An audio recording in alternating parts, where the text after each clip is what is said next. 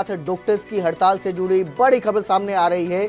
आज से डॉक्टर्स अनिश्चितकालीन हड़ताल पर चले गए हैं, शुरू कर दी है उन्होंने अपनी अनिश्चितकालीन हड़ताल। जो है 2 दिन की हड़ताल के बाद अनिश्चितकालीन हड़ताल पर डॉक्टर आज से चले गए हैं। इसके बाद मरीजों की परेशानी और बढ़ सकती है। पंचकुला के सेक्टर 6 अस्पताल में आमरण अनशन भी शुरू होगा।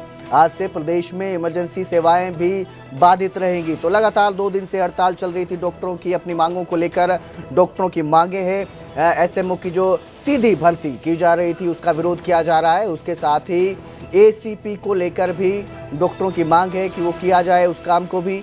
और इसी के चलते हड़ताल की गई थी, 2 दिन की हड़ताल की गई थी। लेकिन अब उन्होंने पहले ही चेतावनी दी थी कि अगर उनकी मांगे नहीं मानी जाती है तो अनिश्चितकालीन हड़ताल की जाएगी। और आज से ये हड़ताल शुरू कर दी गई है। अनिश्चितकालीन हड़ताल पर चले गए हैं डॉक्टर्स जो हैं।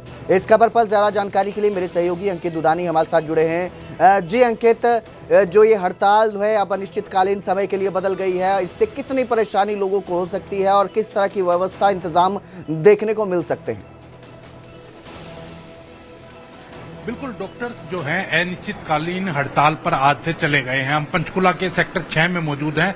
डॉक्टर्स की जो मांगे हैं वो आपने बताई हैं अभी कि एसएमओ की सीधी भर्ती ना की जाए, एसीपी को लागू किया जाए। हालांकि इस पर सहमति सरकार की बन गई थी, लेकिन अभी भी वो बाकी है, उसका नोटिफिकेशन नहीं हुआ है। लेकिन लगातार स्वास्थ्य मंत्री हो या मुख्यमंत्री हो अपील यही कर रहे हैं कि डॉक्टर्स भगवान का रूप होते हैं और वो इस तरह का कदम ना उठाएं कि जिससे मरीजों को, आम जन को परेशानी का सामना करना पड़े, परेशानी उठानी पड़े। लेकिन आपको सेक्टर 6 के अस्पताल की में अगर स्थिति दिखाएंगे तो आप देखेंगे कि जो मरीज हैं वो सुचारू रूप से अपना इलाज करा रहे हैं, क्योंकि जो सरकार की ओर से वैकल्पिक व्यवस्था की गई है वो वैकल्पिक व्यवस्था रास आ रही है। और वो चाहे आयुष्मान भारत के डॉक्टर्स हों, वो चाहे आयुष के डॉक्टर हों, वो चाहे एनएचएम के डॉक्टर हों, उनको लगा करके और मरीजों को किसी भी तरह की परेशानी ना उठानी पड़े, तो उसके लिए डॉक्टर्स की फौज लगाई गई है और लगातार वो चेक भी कर रहे हैं। और इसी वजह से आप देख रहे हैं कि काफी जो परेशानी होनी थी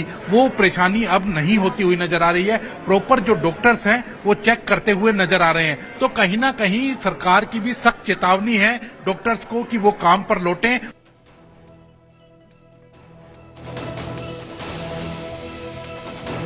जी बिल्कुल, लगातार जो है ये कोशिश की जा रही है कि जो मरीज अस्पताल में इलाज के लिए पहुंच रहे हैं उन्हें किसी तरह की परेशानी का सामना ना करना पड़े। लेकिन बावजूद इसके डॉक्टर जो है वो हड़ताल पर गए हैं। हड़ताल पे जाने की वजह से कुछ हद तक समस्याएं तो बढ़ी हैं।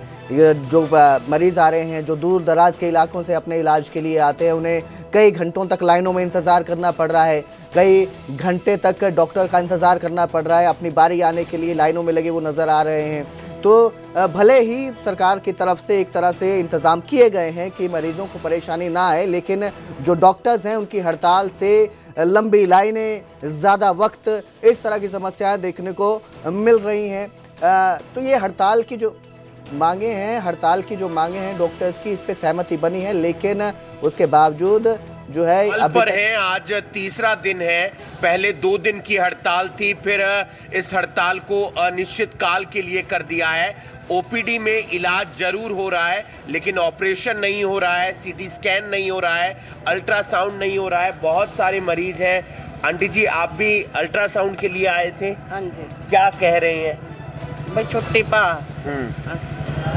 कब से इंतजार कर रहे हैं? हो गया जी, चौथा दिन आज चौथा दिन है। क्या जवाब मिलता है? बस आवाजी रेल लाइन में खड़ी हो जा भाई, छुट्टी पा। परेशानी काफी हो रही होगी इस बात को लेकर तो। हाँ जी। कौन से गांव से आए हैं? मुखाली से। आप देख सकते हैं तमाम लोग यहाँ पर इलाज के लिए आए हैं और लोगों से भी बात करेंगे। आप किस लिए आए हैं यहाँ पर? अच्छा, मेरे साथ ही आज। अच्छा, अल्ट्रासाउंड आपका होना है, उनका होना है? उनका होना है। लेकिन क्या जवाब मिल रहा है यहाँ से जी? सुबह ही पता लगा जी, डॉक्टर है नहीं यहाँ से, हड़ताल पे हैं बस, और कुछ नहीं जी। ये भी नहीं बताते भाई कब होएगा कब नहीं, बस यही कहाँ पता नहीं कहाँ। तो जाहिर सी बात है परेशानी बहुत है जी। दिहाड़ी मजदूरी वाले आदमी है जी, यहाँ के रात के बैठे जी आए हुए हम। कोई सुनवाई नहीं है, ना पता लगता जी भाई अपना काम ही कर ले जा। तो इस खबर पर ज्यादा जानकारी के लिए मेरे सहयोगी प्रदीप धनखड़ भी हमारे साथ जुड़े हैं। प्रदीप, जिस तरह के हालात बने हैं, डॉक्टर्स हड़ताल पे चले गए हैं और अब अनिश्चितकालीन हड़ताल आज से शुरू हो गई है, किस तरह के हालात देखने को मिल रहे हैं? जी कुलदीप, बिल्कुल हरियाणा मेडिकल एसोसिएशन के आह्वान पर एक बार फिर से डॉक्टरों ने अनिश्चितकालीन हड़ताल शुरू कर दी। इससे पहले भी सरकार को कई बार सांकेतिक हड़ताल के जरिए अपनी मांगे सरकार तक पहुंचाई गई थी, लेकिन उसके बावजूद सरकार ने मांगे नहीं मानी, तो अब डॉक्टरों ने अनिश्चित हड़ताल पर जाने का निश्चय किया। इस वक्त हम बहादुरगढ़ में खड़े हैं। बहादुरगढ़ का सामान्य अस्पताल है। मेरे पीछे जो देख रहे हैं ये सभी यहाँ पर कार्यरत डॉक्टर हैं। डॉक्टर आकृति हैं जो प्रेसिडेंट हैं यहाँ की। इनसे जानने का प्रयास करते हैं कि आखिर अनिश्चित हड़ताल ही क्यों? क्योंकि गवर्नमेंट ने हमारी डिमांड्स को इग्नोर किया है और बार बार रिपीटेशन में उनको नोटिफाई कराने के बाद, मल्टीपल कॉल करने के बाद, एसीएस सर से, एचएम से, सीएम सर से मीटिंग्स के बाद भी हमारी डिमांड्स को इग्नोर किया गया है। और सीएम सर से अप्रूव डिमांड्स है, हमारी बहुत पुरानी डिमांड्स है, ये 2 डिमांड्स हैं जो, और जो एसएमओ रिक्रूटमेंट वाली डिमांड्स है वो मोर देन 12 ईयर्स से पुरानी डिमांड है, जिसको बार बार ये अपने बेनिफिट के लिए, पर्सनल बेनिफिट के लिए लेकर आते हैं। हमारे को डिवाइड करने का ट्राई किया जाता है और हमारी एसीपी की डिमांड को इग्नोर करने के लिए ऑन स्पॉट ये डिसीजन लिए जाते हैं और हमें कॉल नहीं किया जाता गवर्नमेंट की तरफ से। हम बात करने को तैयार हैं, तो उन लोगों ने हमें मजबूर किया है इंडेफिनिट स्ट्राइक पे आने के लिए। हम तो एवर रेडी हैं बात करने के लिए। मैम, झज्जर जिले में बात की जाए तो कुल कितने डॉक्टर्स और कितने हड़ताल पर हैं? ऑलमोस्ट 100% स्ट्राइक है झज्जर डिस्ट्रिक्ट में, पूरे झज्जर जिले में, चाहे बहादुरगढ़ की बात की जाए। बहादुरगढ़ में कल भी 100% स्ट्राइक थी, आज भी 100% स्ट्राइक। इसकी वजह से कुछ मरीजों को परेशानी हो रही है, इसके बारे में क्या कहना चाहेंगे? क्योंकि आप भी हड़ताल पर चले गए हैं, जो डॉक्टर हैं वो या तो ट्रेनिंग कर रहे हैं या क्वालिफाइड नहीं है, उनसे इलाज लेना पड़ता है। देखिए, इसमें 2 चीज़ें हैं कि अगर हमने गवर्नमेंट को अपने डिमांड्स के लिए, अपने एक्शन ऑफ प्लान के लिए पहले से नोटिफाई नहीं कराया होता तो इस चीज़ की रिस्पॉन्सिबिलिटी हम ले सकते थे। 22 नवंबर को हमने पेन डाउन स्ट्राइक की थी, इसी चीज़ को एजिटेशन अपना शो करने के लिए कि हम ये स्ट्राइक पे जाएंगे अगर आप लोगों ने हमें कॉल करके हमारी डिमांड्स के लिए नहीं बुलाया। तो अभी सरकार ने एस्मा लगा दिया है, नो पे, नो वर्क नो पे का कंडीशन लगाई। देखिए, ये सबसे बुरा लग रहा है हम लोगों को, हमारी फैटर्निटी को, कि कोरोना टाइम में हमने कोई टाइम नहीं देखा, 24 hour, 48 hour, 1 week, 1 month, 2 month, हम सब कुछ करते रहे, बट स्टिल हम पे एस्मा लगता है, नो वर्क नो। हमने अपनी डबल पे को भी इग्नोर किया गया था। हम पेशेंट्स को सर्विस देने के लिए गवर्नमेंट से भी ज़्यादा डेडिकेटेड है, उसके बावजूद भी अगर ऐसे लेटर्स निकलते हैं तो हमें बहुत बुरा लगता है। अब ये हड़ताल कब तक चलेगी? अगर कोई बुलावा नहीं आता है तो आगे क्या प्लान? इंडेफिनिट अनिश्चित हड़ताल की जो है वो आदेश कर दिए गए हैं। पूरे डॉक्टर जो हैं पूरे प्रदेश भर के डॉक्टर अनिश्चितकालीन हड़ताल पर चले गए। हालांकि मरीजों को कुछ परेशानी झेलनी पड़ रही है कुलदीप इसकी वजह से, लेकिन डॉक्टर्स का साफ तौर पर कहना है कि जब तक उनकी मांगे पूरी नहीं होती तब तक अनिश्चितकालीन हड़ताल जारी रहने वाली है। कुलदीप जी, जिस तरह से ये हड़ताल चल रही है डॉक्टरों की, और डॉक्टरों की हड़ताल के बाद देखने को मिल रहा है। बहुत बहुत शुक्रिया हमारे साथ जुड़ने के लिए प्रदीप। तो अब ये हड़ताल कब खत्म होगी, ये भी एक सवाल बना हुआ है, क्योंकि जिस तरह से डॉक्टर हड़ताल पर चले गए हैं, मरीजों को परेशानी हो रही है और सरकार का भी सख्त रुख नजर आ रहा है।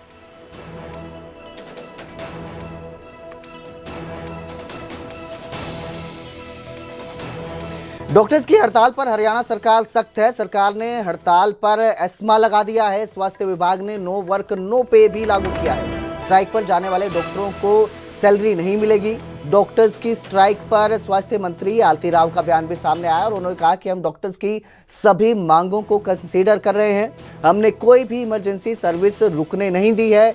आम आदमी पर स्ट्राइक का असर नहीं पड़ा है, पर एस्मा लागू किया गया है, एस्मा लागू कर दिया गया है, जिसके तहत जो डॉक्टर हैं, जो एसेंशियल सर्विसेज मेंटेनेंस एक्ट है, ये लागू किया गया है। ये हड़ताल ना रोकने पर कर्मचारियों पर कार्रवाई की जा सकती है। इसके तहत हालांकि स्वास्थ्य मंत्री का कहना है कि उन्होंने आम आदमी पर स्ट्राइक का असर नहीं पड़ने दिया है।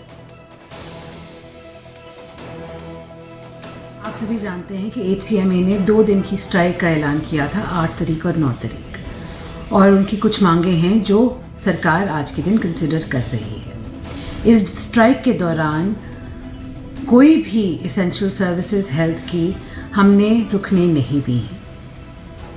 हमारे बहुत सारे डॉक्टर्स हैं जो आए हैं हमारे मदद के लिए, जो मेडिकल रिसर्च से आए हैं, NHM से आए हैं, कंसल्टेंट्स आए हैं, ESI के डॉक्टर्स आए हैं, आयुष के डॉक्टर्स आए हैं, आयुष्मान भारत के डॉक्टर्स आए हैं। तो उनका मैं बहुत बहुत शुक्रिया अदा करना चाहती हूँ, क्योंकि आज के दिन आम आदमी पे ये इस स्ट्राइक का असर नहीं पड़ा है।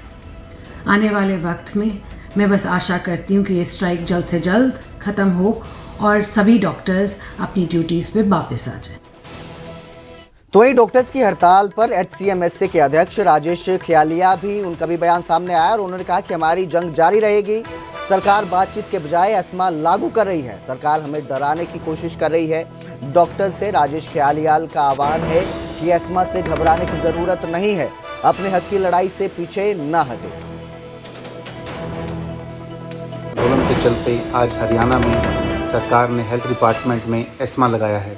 एस्मा का मतलब है एसेंशियल सर्विसेज मेंटेनेंस एक्ट। अगर एसेंशियल सर्विसेज को मेंटेन करने की जिम्मेवारी किसकी है? हमारे प्रदेश में एसेंशियल सर्विसेज की इतनी दुर्गति क्यों है? कौन इसके लिए जिम्मेवार है? अगर हमारे प्रदेश में डॉक्टर्स सर्विसेज ज्वाइन नहीं कर रहे हैं, सर्विस छोड़ कर जा रहे हैं, डॉक्टर्स की इतनी शॉर्टेज है पूरे प्रदेश में और खासकर स्पेशलिस्ट की इतनी ज़्यादा शॉर्टेज है, तो हमारी लड़ाई भी तो इन एसेंशियल सर्विसेज के सुधार करने के लिए है। हम भी एसेंशियल सर्विसेज को बेहतर बनाने का प्रयास कर रहे हैं। हमारे प्रमोशन के सारे एवेन्यूज़ ख़त्म कर दिए गए हैं। पूरे सर्विस में हमें सिर्फ एक प्रमोशन मिलती है, मेडिकल ऑफिसर से SMO। हमारे इस लड़ाई में सरकार को हमारी इस आवाज़ को दबाने की कोशिश की जा रही है। इसकी बजाय सरकार को हमारी बात सुननी चाहिए। धरती पर भगवान कहे जाने वाले इन कोरोना वॉरियर्स को की आवाज़ को इतना दबाया जा रहा है, ये ठीक नहीं है साहब। ऐसा मत कीजिए, नहीं तो लोग अपने बच्चों को डॉक्टर बनाना बंद कर देंगे। आप सर्विसेज को और बेहतर बनाइए, जिससे ज़्यादा से ज़्यादा लोग इस सर्विस में आएँ और समाज की और सब पब्लिक की सेवा